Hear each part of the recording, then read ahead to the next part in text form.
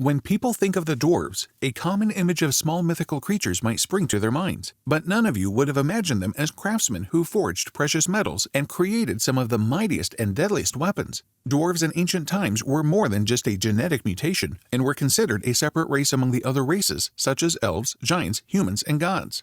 While they're not revered like the gods and goddesses, nor infamous like the giants and giantesses, the dwarves of Norse mythology are as important to the central stories of Viking myths as the Aesir, Vanir, and Jotnar. So this video will disclose all there is to know about these magical creatures. But before we begin, make sure to check out the link in our bio to keep us motivated. Now, without wasting another moment, let's begin. Dwarves are sometimes portrayed as short-statured, chubby elderly men with long white beards. They are revered for their knowledge and craftsmanship and are known for their intellect. The Norse mythology chronology includes significant contributions from these creatures, from the beginning of creation to the events leading up to Ragnarok. Dwarves were among the first entities in the Viking creation story, indicating their status in the Norse mythology hierarchy. Odin, the All-Father, and his Norse deity fashioned the earth, the sky, and all the realms of the Norse world from the body of the frost giant Ymir at the beginning. In fact, Ymir was the source from whence all giants and mortals, including Odin himself, sprang. According to legend, the first dwarves were actually maggots that finally evolved from the rotting flesh of Ymir. The first dwarves, Gagnir and Durin, from whom all dwarves are derived, were created from the blood and bones of the fallen giant. They had human features, but were endowed with magical abilities, knowledge, and talented hands. Dwarves had a significant role in both the creation and upkeep of the cosmos, and there wouldn't be any clouds above or stars to look at night without the help of dwarves. The gods became worried that the sky, which was made from Ymir's skull, might collapse under its weight and fall to the earth below when the creation of the Norse cosmos was almost complete. 4 dwarves were sent by Odin to each corner of the globe to hold the sky up and keep it from falling to fix this. Ostri, east, Vestri, west, Nordri, north, and Sudri, south, were entrusted with this enormous task. In Norse mythology, these 4 dwarves selflessly carry out their duty to sustain the sky above in order to preserve the ground below.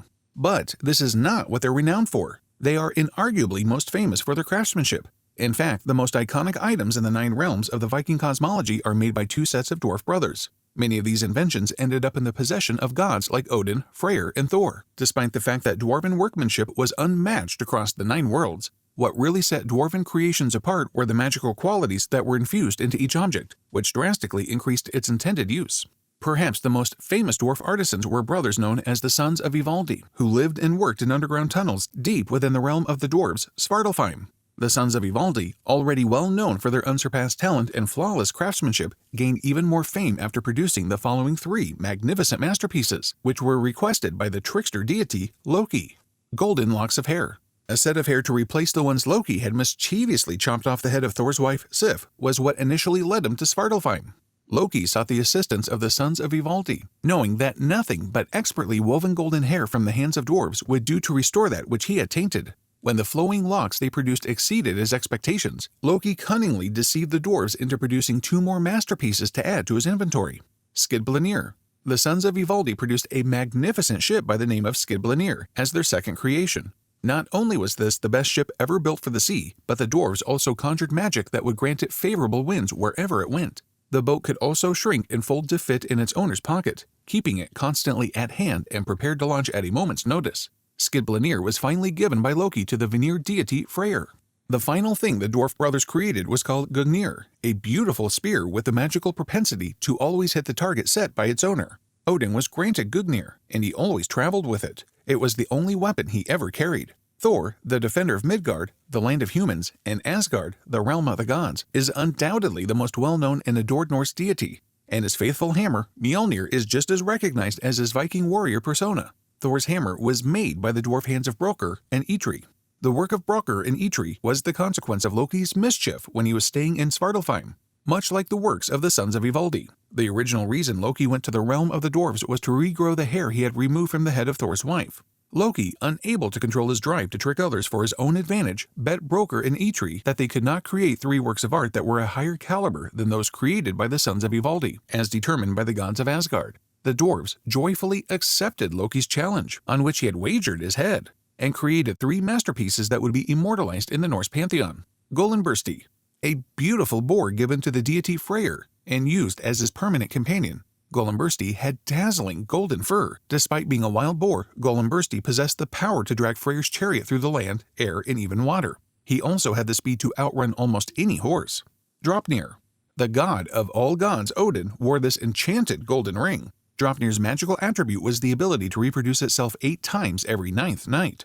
Mjolnir. The development of Thor's hammer, Mjolnir, was the greatest achievement of Brokkr and Eitri, and the whole of dwarfdom for that matter.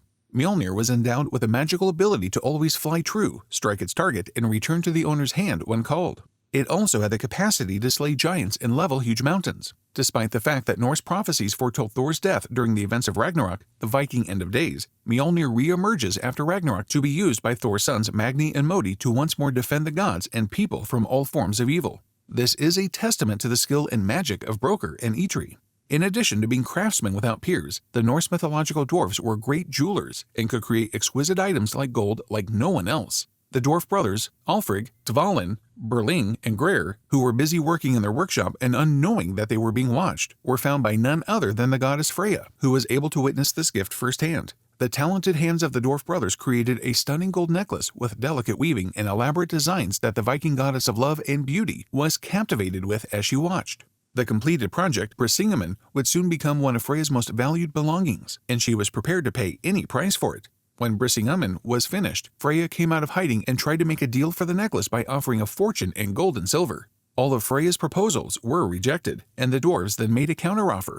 They would give the goddess their masterpiece in exchange for her consent to spend one night with each of them. Needless to say, Freya kept her part of the bargain, and 4 days later, Brisingamen graced the goddess's neck. However, not before the 4 dwarf goldsmiths received payment in a way that most people would consider unthinkable. Another creation by dwarf hands that became part of Viking mythology was one that was admired for its tremendous power rather than its beauty. The Allfather Odin would supposedly be killed by a big wolf named Fenrir at Ragnarok, according to Norse mythology. The gods made every attempt to prevent the events leading up to Ragnarok by fettering Fenrir, even though it would appear that they would just be delaying the inevitable. The powerful animal withstood all attempts to tame it with a chain or leash until dwarves produced fetters called Gleipnir, from which Fenrir could not break free. Even though Gleipnir was smooth and delicate as a silken ribbon, it was the only substance powerful enough to imprison Fenrir before Ragnarok. And with this, we come to an end for this video. If you enjoyed watching it, please like, share, and subscribe so you don't miss out on our future uploads. We'll see you next time. Until then, stay mythical.